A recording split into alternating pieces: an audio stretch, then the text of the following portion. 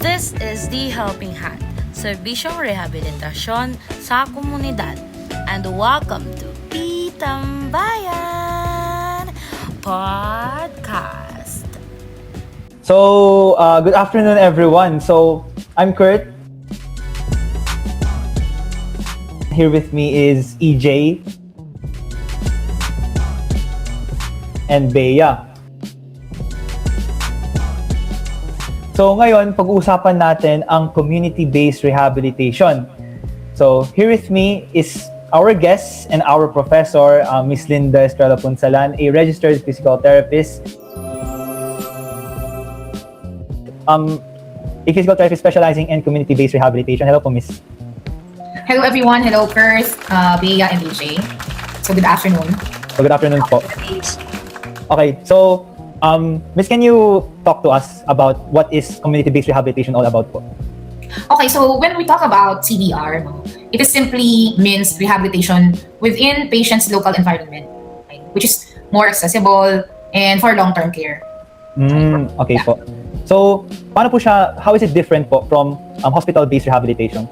Okay, both of that based rehabilitations are very important to our patients, no? So, in hospital basis kasi, we usually cater yung mga acute care, ganun, or highly intensity care.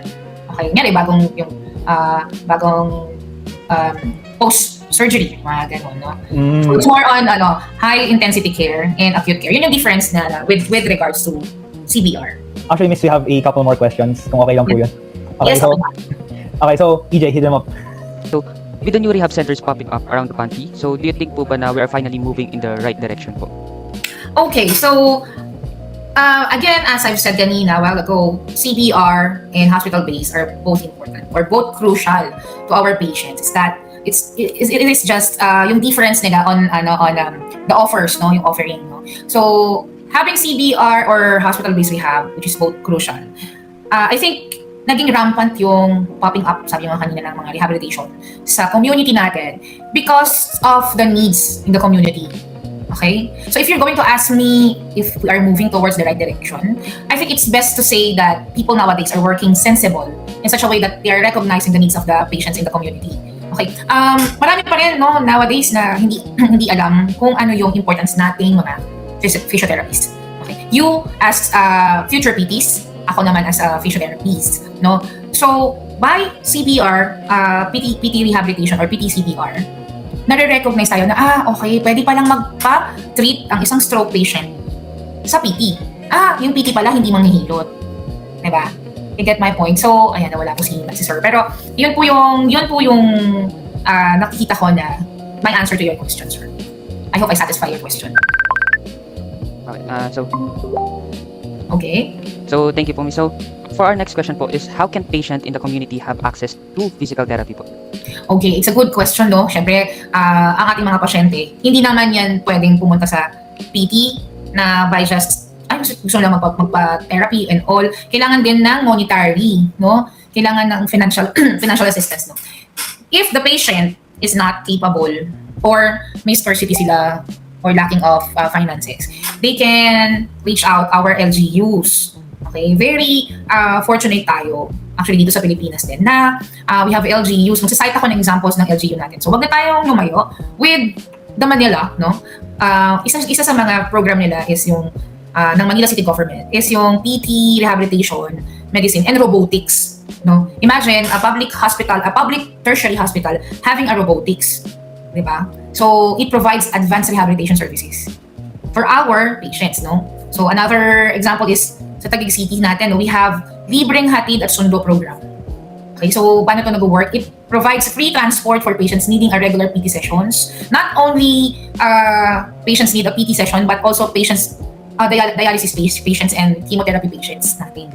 Okay, so malawak yung sakop ng basta pasyente na nangangailangan ng transportation. It can help yung program nila. Next thing is yung sa Quezon City natin. So yung ating social services or yung SSDD, Social Services Development Department. So they are offering help din for our patients. So lumayo tayo, Bukidnon, no? Meron din sila, no, sa Barangay Managok. Yan, tama ba? Managok. They implement PT community-based rehabilitation program with partnership with the city health government. it provides free PT. Pero kasi sila dito sa very specific, free PT for stroke patients. Okay po. And layo ulit tayo. Municipality of Pilar. Okay, so meron naman sila, nagbibigay sila ng mga assistive device such as wheelchairs, canes, imagine, no? And also, kaparehas nung sa isang LGU natin, nagbibigay din sila ng health with the transportation assistance. Okay. Bulacan, lapit tayong konti. Yan, Bulacan Medical Center. Okay. This is an LGU run hospital which provides affordable rehabilitation service to the residents. Okay. And now, medyo lumayo ulit tayo for the last example ko is the Southern Leyte. Okay. So, they offer also assistance for an individual in crisis situation. Okay. With patients also. So, those are the program of our LGUs that can help or the patient may have an access to our services as PT. Okay po? Yun po. So, it's good po, Miss, na mas na-access po ng mga patients from all over the Philippines. Like sabi po, kanina malayo, di naman malapit. So, mas good po na na-access po nila yung services ng physical therapy, no, Miss? Yes. I agree, yeah. Okay po. Tsaka marami din po pala talagang in-offer yung mga LGUs natin na kahit minsan po iniisip natin na parang kulang ng tulong, ang totoo po is talagang meron silang naka-ready para sa mga nangangailangan. Yeah, if I may add pa, no, mga anak, yung CBR kasi also, sila yung bridge to work on the LGUs. And sila rin yung nag-educate dun sa pamilya ng pasyente or dun sa pasyente na, eto, pwede po kayong lumapit sa ganitong organization. Kasi katulad nga sabi mo, parang walang help, pero meron pala. No, I think the problem is yung hindi na-educate siguro or hindi nasasabi. No, lack of announcements or mga ganun. I think. Opo, kaya ibang marami po is na-intimidate or hindi po alam yung again, mga ginagawa po ng PT. Yes, opo. At saka hindi naman porket na lumapit sila sa LGU is wala na silang kakayahan to have the services, the PT services. It's just that imagine a stroke patient, sa tingin niyo ba gaano itinatagal ang rehabilitation? Matagal. So magastos siguro siguro you have enough, sabi nga enough money, not more, no? Iba kasi yung word na enough money sa madami, sa exceeding, no? So those patients talaga kailangan nila ng help from the government, no? Yun. So, Miss, na pag-usapan po natin na sa mga iba't ibang probinsya natin na mayroong mga tulong sa mga from LGU. So, let's tackle naman po about paano naman po yung mga provinces or yung mga ibang rural na cities na walang enough PTs, no? So, in every province na yun. So, pwede po ba natin silang or pwede nila i-train yung mga kamag-anak nila para makapag-lead ng rehab? Okay. So, actually, not to lead the rehabilitation, but what we can do, or tayo mga physiotherapists, sinasabi ko na kayo mga anak kasi for sure magiging PT naman kayo, diba? So, what we can do is to educate the families or the caregivers sa mga proper exercises, mobility techniques, posture, and injury prevention, but not the modalities. Okay? Kasi yung, of course, limited yung knowledge nung tuturuan natin. Okay? What we can give to them or what we can educate them is yung mga, ito lang, exercises, how to use the assistive device, proper body techniques, and so, na makakatulong talaga. While hindi sila nakaka-receive ng physical therapy sa mga physiotherapists. Okay? Makakatulong talaga yun. If you may remember, no, nung COVID-19, meron tayong tinatawag ng tele-rehab. Okay, isa din yun sa nakatulong. It's the same thing as yung ginagawa sa CBR. It's just that tele-rehab is nasa Virtual screen. And the PT is actually what? Nagbibigay ng command doon sa nagbabantay. No? Tinuturuan niya yung kung paano yung gagawin. But not the modalities. No, not that. So, ayun po. Yeah. So, thank you po, Miss. Especially po, yung mga inaaral din natin, hindi naman din po natin. So, pwede ituro sa kanila lahat. So, yes. Mga basic lang po talaga. Especially the More on, proper body mechanics. More on, Yung pinaka-possible. more on quality of life na lang talaga, no, Miss? Improving their quality of life. May mga, yun nga po sabi, yung proper body techniques, yung mga rice method, yan, yung mga ganun lang po, no? Yes. And if you will ask me, kung okay ba to or okay ba tong ginagawa or gagawin or yung pagtuturo, of course, yes, makakatulong. Kasi yung pamilya nila, 24/7 kasama sila. Tayo, siguro a minimum of 1 hour or 2 hours, dun yung treatment natin sa pasyente. Na, yes, makakatulong, pero yung long term talaga, yung pamilya talaga, or the caregiver. Yeah. So, for our fourth question naman po, Miss, can you share one short story of a community that truly transformed because of CBR? Okay. I think every community na may CBR is na-transform naman, no? Why or how, no? Example ko lang po yung my own experience. My first job is a chief supervisor. Yung clinic is Manila Rehabilitation Center. It is a community-based rehabilitation wherein yung nakapaligid na mga barangays na may mga sakit, doon nagpupunta. Okay po? So, it's a good thing na nag-put up ng ganun sa ganung lugar, sa condo area kasi ito, no? Sa ganung lugar. Kasi nagkaroon ng access yung mga patients na kasi maraming pasyente doon na hindi nagpa-PT ever since, no? Hindi sila nagpa-PT. So, 'di ba, alam niyo naman may mga golden time tayo na dapat ganito makapunta sa pasyente, ang pasyente or maka-receive ng PT, no? So doon nakita ko na because of that, na merong rehabilitation doon sa certain area na 'yon. Nagkaroon sila ng hope, no? Na meron pa silang chance to recover. Fully recovered. So, ang daming pasyente doon, no, mga anak, mga 40 a day, no, maghapon yun.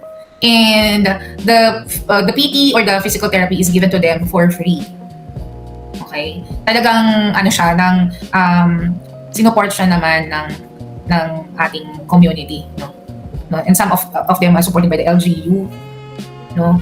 Yun. So, kaya nga sabi ko, every community that has a community-based rehabilitation na-transform naman. Kasi nakilala nila or nalaman nila kung kanino dapat lumapit or kung paano lumapit para maka-receive ng mga offers ng PT services natin.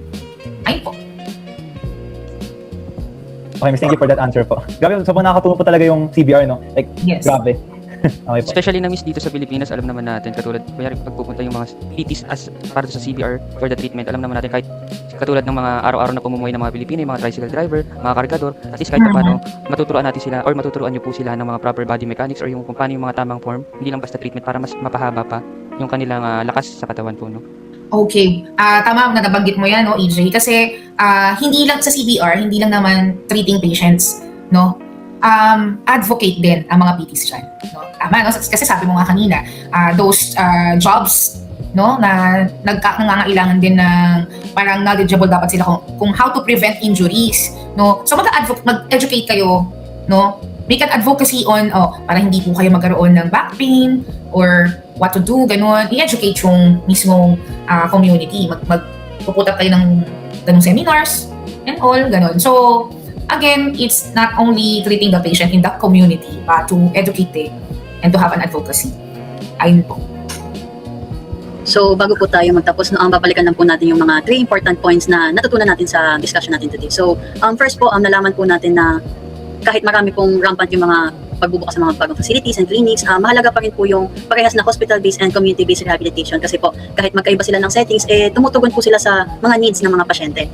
And then second naman po is naging malinaw po na despite po ng mga factors na hindi naka-access yung mga patients, nakakapagbigay po ng tulong and financial assistance yung mga LGUs natin. And tulad po ng mga naibigay nyo, sa Manila po meron tayo ng PT Rehabilitation Medicine and Robotics, and then sa Taguig po meron po yung Libreng Hatid Sundo program. So marami pong ways para po maka-access pa rin po yung mga nangangailangan. And then lastly naman po, sa families po, importante and mahalaga din po na bigyan po natin sila ng education para po matulungan nila yung mga mahal nila sa buhay. Pero importante din po na yung mga specialized na intervention po is talagang responsibilidad pa rin ng mga licensed PT. Kumbaga sa mga pamilya po nila, pwede po natin sila maturuan ng mga proper exercise tulad po ng sabi nyo and yung mga rehabilitation techniques. So for our group, student perspective naman po, sa aming group naman po, sa discussion na po na ito bilang mga first year PT students, na-realize namin na mahalaga yung papel ng physical therapy hindi lang sa loob ng mga clinic, kundi pati na rin po sa komunidad. So mas lalo po namin naunawaan yung kahalagahan ng community-based rehabilitation dahil po sa tulong nyo, and maraming salamat po. And kasabay po nito, nakita po namin na parehong mahalaga po talaga ang community-based and hospital-based rehabilitation. And then bilang future physical therapist po, nakita namin na hindi lang clinical skills yung kailangan na matutunan, kundi pati po yung mga kakayahang umunawa sa sitwasyon ng pasyente and mag-adjust po sa iba't ibang setting. So sa kabuuan po, para po sa amin, natutunan and isinasapuso po namin na sa pagbibigay po ng kalidad na serbisyo ay nangangailangan po ito na hindi lang kaalaman at kasanayan, kundi po pag-unawa, puso at determinasyon. So sa pagkatapos po na ito, maaari po ba kami humingi kung ano po ang may papayo nyo sa mga PTs na nag-engage sa community-based rehabilitation? Yeah, okay. So for our physiotherapists working in community-based rehabilitation, so they should focus not only on treating physical condition but also on improving the quality of life of individuals within their communities. So be patient, compassionate, and respectful of each person's background, culture, and abilities. Now, build trust with the patients, importante yan, and their families because family support is often essential in recovery and long-term care. Okay? And also work closely with community members kasi hindi lang naman tayo nag-iisa dyan. Meron tayong team sa community. We have the healthcare workers natin, health workers or HBW tawag nila doon, teachers, local leaders, and create inclusive rehabilitation programs. No? Marami tayong magiging ka-partner dyan sa CBR.